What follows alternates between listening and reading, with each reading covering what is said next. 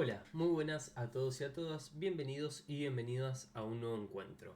El día de hoy, y continuando con la lectura de este libro de terapia para resolver problemas, vamos a iniciar el capítulo 3 que se titula La comunicación como bits y metáfora. Empecemos. En la terapia, las dos cuestiones más importantes son, primero, si después del tratamiento una persona ha cambiado más de lo que hubiese hecho sin él. Y segundo, si un enfoque terapéutico es más eficaz que otro. Al investigar estas cuestiones, los clínicos suelen discrepar sobre cómo ha de describirse la situación terapéutica. En un extremo están los modificadores de la conducta, partidarios de emplear una descripción rigurosa y mediciones cuantitativas, de clasificar el problema terapéutico por la presencia o ausencia de actos pasibles de enumeración como ítems separados. En el otro extremo se hallan muchos otros clínicos que se oponen a este enfoque argumentando que ningún acto es independiente de otro, porque ambos son y están conectados a través de significados diferentes. Cada bando sostiene que el contrario no comprende el verdadero sentido de la experiencia terapéutica y no pueden llegar a un acuerdo acerca de los procedimientos y resultados porque no han concordado en el lenguaje que se debe utilizar para describir un problema terapéutico. Cuando un terapeuta escucha lo que aflige al cliente en la primera entrevista o investiga los resultados obtenidos una vez concluida la terapia, debe clasificar los hechos en algún lenguaje determinado. Las formas en que se describe lo que oye y observa van a estar determinadas por su punto de vista y por su formación. Algunos clasifican lo que la gente dice como comunicación simbólica. Otros prestan atención a la frecuencia con que se reitera algún tipo de conducta. Otros oirán las declaraciones como una secuencia de acción interpersonal dentro de una organización. Para formular los problemas y responder al interrogante de si la terapia ha tenido éxito o no, es preciso esclarecer los diferentes lenguajes en que se está definiendo la situación problema. Supongamos que una mujer inicia la terapia informando que se lava las manos muchas veces al día y que desearía liberarse de esa aflicción. El modificador de la conducta describiría tal vez a una persona así, centrándose en su comportamiento y contando cuántos actos de lavado ritual realiza por hora, definiendo la terapia como un conjunto de operaciones tendientes a reducir o eliminar el número de actos inapropiados. Este enfoque parte de la premisa de que la conducta de ese individuo puede ser descrita en términos de bits de conducta. El psicólogo dinámico tradicional podría describir a la misma persona diciendo que con esos lavados compulsivos está expiando una culpa. La tarea terapéutica constituiría en ofrecerle un encuentro humano que resolviera su culpabilidad y cambiara su percepción del mundo, y el lavado ritual no se describiría como un bit computable, sino como una metáfora, una analogía de su vida. Modos de comunicación dígitos y analógicos. El que haya dos maneras tan opuestas de describir el comportamiento de los seres humanos puede fundarse en el hecho de que estos son capaces de comunicarse en dos estilos o lenguajes diferentes. Un individuo se comunica con otro en términos precisos y lógicos, ora en lenguaje metafórico.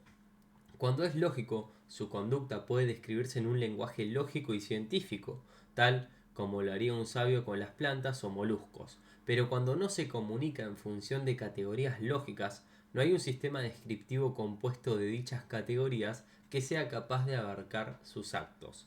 El mapa no es el adecuado para el territorio. Describirlo en categorías lógicas sería como contar las palabras de un poema. A la inversa, cuando una persona se comunica en función de categorías discretas, no corresponde escribirla con metáforas. Los dos modos diferentes de comunicación humana pueden caracterizarse, entre otras maneras, como comunicación dígita y analógica. La primera, o sea, dígita, está integrada por esa clase de mensajes donde cada formulación posee un único referente específico. Ocurre o no ocurre algo. Hay un estímulo y una respuesta. Esta comunicación puede clasificarse en una computadora porque cada mensaje corresponde a una categoría específica. En esta modalidad, la conducta parece ser tan lógica como lo desearían los lingüistas objetivos. Uno puede decir si A y solo si A, entonces Z y solo Z. Cada mensaje se refiere a una cosa sin incluir otras distintas. La capacidad de comunicarse en lenguaje dígito le ha permitido al ser humano construir computadoras, remodelar la naturaleza y funcionar en organizaciones complejas. El uso de este lenguaje puede describir la conducta que parece ser el más adecuado cuando se refiere al estudio de los seres humanos en su relación con el ambiente. Por ejemplo, la construcción de puentes. Pero empieza a plantear dificultades cuando se lo aplica al trato mutuo entre los seres humanos. Si queremos usar un lenguaje dígito para escribir una conversación entre individuos, debemos esperar que se comuniquen en términos lógicos y racionales, con palabras que posean referentes específicos previamente definidos. Desde el punto de vista dígito, la descripción de un hombre martillando un clavo y la del otro peleando con su esposa deberían ser dos problemas descriptivos sinónimos. En ambos casos, serían cuestión de expresarse en un lenguaje preciso de referentes únicos. Pero escribir una disputa entre cónyuges en lenguaje dígito podría implicar la omisión de la esencia del altercado. Cuando los esposos se pelean en torno a quién debe recoger las medias de quién, el referente no es necesariamente medias, sino más bien lo que ellas han tendido a significar dentro del contexto de la relación matrimonial. Si tratáramos de programar la disputa en una computadora, sería imposible ubicar cada uno de sus mensajes en una sola categoría, pues habría que codificarlo para todos los múltiples referentes. El mensaje que encierra múltiples referentes ya no es un bit, es un mensaje analógico, por cuanto se maneja con las similitudes entre una cosa y otra. Es un lenguaje en el cual cada mensaje se refiere a un contexto de otros mensajes o lo establece. Aquí no hay mensajes y respuestas únicas, sino estímulos y respuestas múltiples, algunas de ellas incluso imaginarias. La comunicación analógica incluye las categorías de como si. También caen dentro de este estilo el juego, el ritual y todas las formas del arte. Lo análogo puede expresarse mediante un enunciado verbal, como en un símil o una metáfora, o mediante una acción, mostrar cómo es algo teatralizándolo, por ejemplo. Un mensaje así no puede clasificarse en categorías sin tener en cuenta el contexto de mensajes distintos dentro del cual surge. De existir una continuidad entre las conductas dígita y analógica, la cuestión sería más fácil de resolver. Pero, al parecer, hay un cambio discontinuo cuando se pasa de una a otra, cambio que provoca una dicotomía. Podemos ejemplificar el problema de la discontinuidad valiéndonos de una imagen televisada o un fotograbado a media tinta publicado en un diario.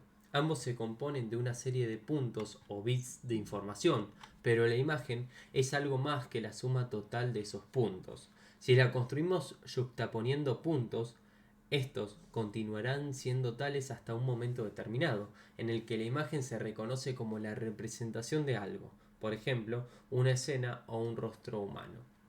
En el punto en que se pasa de bits a escena, el cambio de comunicación dígita a analógica es discontinuo. La teoría de la información y la teoría de la cuantificación de bits de comportamiento pueden manejarse fácilmente con los puntos, pero no le es tan fácil relacionar la escena con la imagen del original o describir lo que la foto les ha transmitido al lector. Si el fotograbado lleva una leyenda, se plantea la misma cuestión. Es un simple grupo de letras o bits, dígitos, pero en cuanto los bits forman una palabra reconocible, la comunicación ha pasado de dígita a metafórica. No estamos ante una cuestión de extremos de un continuo, sino más bien ante una dicotomía entre dos tipos de comunicación. Siempre que hablamos de actos humanos, surgen problemas de descripción con estos dos modos de comunicarse, particularmente en el campo de la terapia y su evolución y evacuación. La terapia y el uso de analogías. Uno de los aspectos más interesantes que tienen los intentos de cambiar a la gente es el empleo de analogías o metáforas. Parece ocupar un lugar central en los procedimientos terapéuticos. Escuelas de terapia muy disímiles comparten una profunda preocupación por el uso de la comunicación analógica. No se trata simplemente de que los enfoques de modificación de la conducta se ocupen de bits y los de psicología clínica dinámica de analogías. Los conductistas tienden, es cierto, a usar el modo dígito para escribir los problemas y evaluar los resultados, pero puede decirse que su terapia real es a la vez dígita y analógica. El psicoanálisis alentó a los pacientes a hablar en estilo analógico. El requerimiento de la asociación libre de ideas significaba impartirle al paciente la directiva de abandonar durante un tiempo el estilo dígito y decir lo que le viniera a la mente, por irracional que pareciese. Hablando así, aquel ofrecía una serie de analogías acerca de su vida. El analista también le pedía que relatara sus sueños, para lo cual el paciente se valía a sí mismo del estilo analógico. La tarea del primero consistía en aplicar sus propias analogías mediante interpretaciones y explorar las relaciones existentes entre las diversas metáforas que le comunicaba el paciente. La metáfora onírica se sometía al proceso de asociación libre y ésta conducía a una descripción de un hecho que, a su vez, resultaba ser una metáfora referida a otros aspectos de la vida del paciente. En vez de hacer que ésta ofrezca las analogías, algunos terapeutas conductuales las ofrecen ellos al tratar de cambiar a los individuos de un mismo tipo. Solicitan al paciente una lista de situaciones angustiantes dispuestas en orden creciente, esto es lo que se conoce como desensibilización sistemática. Luego le piden que se relaje mientras ellos le ofrecen una serie de analogías referidas a dichas situaciones. Por ejemplo, a una persona con hemofobia le describe primero una escena en la que haya poca sangre, a la cual sucedan otras donde pone cada vez más énfasis en la descripción de heridas sangrantes. Mientras escucha la metáfora, el paciente responde indicando solamente en términos dígitos si está o no está angustiado. Si bien él no ofrece ninguna analogía, salvo al describir sus problemas y en sus diálogos informales con el terapeuta, tiene poder de veto sobre las que éste les brinda. En cuanto indica su angustia mediante una palabra o gesto, el terapeuta cesa en sus analogías o pasa a otras más suaves. En un enfoque opuesto, en vez de evitar angustiar al paciente, graduando cuidadosamente las metáforas según el sistema de la terapia conductual, Thomas Spannf desarrolló la terapia implosiva, procedimiento que ayuda a la gente a disminuir su miedo pidiéndole que lo tenga. Spannf obliga al paciente a angustiarse construyendo metáforas extremas. Si teme a las sabandijas, le dirá que está rodeado de ellas, que son cada vez más grandes, que se le acercan y lo arrollan, etc. Acá, el paciente no tiene el poder de veto, ya que su angustia solo aumenta el carácter extremado de la metáfora. Solo puede curarse no sintiéndose angustiado, a menudo riéndose mientras sus temores se reducen al absurdo en las analogías que le ofrecen el terapeuta. La terapia de la intención paradójica aplica similar procedimiento. La terapia verbal condicionante opera de manera opuesta a la terapia conductual de Wolpe y los procedimientos de Splanf. No obstante, derivar todos estos enfoques de las teorías del condicionamiento. Aquí, en vez de ser el terapeuta quien ofrece las analogías, en tanto el paciente responde con señales dígitas, este describe su vida en estilo analógico y aquel da respuestas dígitas. Desde el punto de vista del terapeuta, estas respuestas, que pueden ser gestos de asentimiento o palabras de aliento, refuerzan ciertas partes de la comunicación del paciente. Por ejemplo, si éste dice algo así como "mi vida es una remora", el terapeuta no responde, pero cuando dice "a veces mi vida me parece brillante", le sonríe o asiente con la cabeza para estimular más metáforas de esa clase. Al investigar las distintas formas de terapia, se ha descuidado un aspecto: el hecho de que no es raro que un terapeuta ofrezca analogías sobre la vida en general bajo la forma de ejemplos extraídos de su propia experiencia o de informes sobre experiencias del paciente. Este empleo de la analogía no suele considerarse un objetivo de la terapia, sino que se recurre a él al pasar durante intercambios informales con el paciente. Una sorprendente cantidad de terapeutas cuentan chistes a sus pacientes, en tanto que otros optan por el uso sistemático de anécdotas. Milton Erickson ha superado a la mayoría de sus colegas en el desarrollo de este procedimiento. Narra al paciente una historia formalmente paralela a su problema y considera que el cambio terapéutico se relaciona con el vuelco provocado en sus analogías por las que recibe el terapeuta. Hablemos ahora de las analogías dentro de las entrevistas de la familia. El procedimiento de entrevistar a familias enteras ha puesto de manifiesto un nivel de analogías que también está implícito en todas las formas de tratamiento. La terapia de la familia abarca muchos enfoques y escuelas diferentes, pero, por lo general, se entrevista conjuntamente a toda la familia y el terapeuta pide a sus integrantes que ofrezcan analogías verbales sobre sus problemas. Simultáneamente, mientras ellos interactúan, brindan un retrato analógico de lo que es su vida en común. Sus descripciones verbales son ejemplos de lo que están acaeciendo entre ellos, lo cual a su vez guarda analogía con otros sucesos. El terapeuta responde con metáforas sobre esa familia u otras. Sin embargo, además del intercambio verbal, muchos terapeutas familiares solicitan activamente que se produzcan cambios de conducta en los integrantes, ya sea dentro o fuera del consultorio. Al observar este estilo de terapia, se hace más evidente que en todo tratamiento la relación entre paciente y terapeuta es analógica respecto de lo que se comunica durante las sesiones. Supongamos que el terapeuta advierte que un padre solo le habla a su hijo varón a través de la madre. Su interpretación o interpretación puede consistir en pedirle a esta que se haga a un lado y a los primeros que corran sus sillas de modo que queden enfrentados y luego conversen. A veces se dice que esto es necesario para ver cómo dialogan padre e hijo. Este intercambio entre padre e hijo es una metáfora de su relación mutua, pero al disponerlo el terapeuta también está representando una analogía de muchos aspectos de la familia, entre otros cómo la madre debe permanecer fuera del diálogo. En una entrevista, ya sea individual o colectiva, cada acto del terapeuta es asimismo una analogía sobre la manera de comportarse. Esta analogía o metáfora de relación es metaanalógica respecto del contenido de la discusión. Si la terapia consistiera simplemente en ofrecer bits, dígitos de información a los pacientes para que comprendan la relación, no sería importante. Por ejemplo, solo psicoeducar. Empero, el cambio de conducta del paciente se produce como parte de cambios analógicos ocurridos en la relación con el terapeuta. Una vez que reconocemos los múltiples niveles de comunicación analógica que se presentan en la terapia, podemos enfrentar las complejidades que encierran el proceso de introducción del cambio terapéutico. Cada formulación del paciente es un código múltiple. Está referida por lo menos a sus formulaciones previas, a su contexto de relaciones interpersonales y a su relación actual con el terapeuta. O sea, que encaja en un complicado conjunto de situaciones mediante resonancias analógicas con estas múltiples facetas.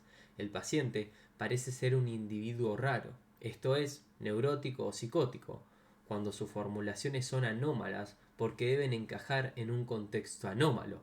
Por ejemplo, si un paciente psicótico le dice al terapeuta, mi estómago está lleno de cemento, sin darle ningún indicio de que está usando un lenguaje metafórico, la formulación es una expresión analógica de un contexto complejo.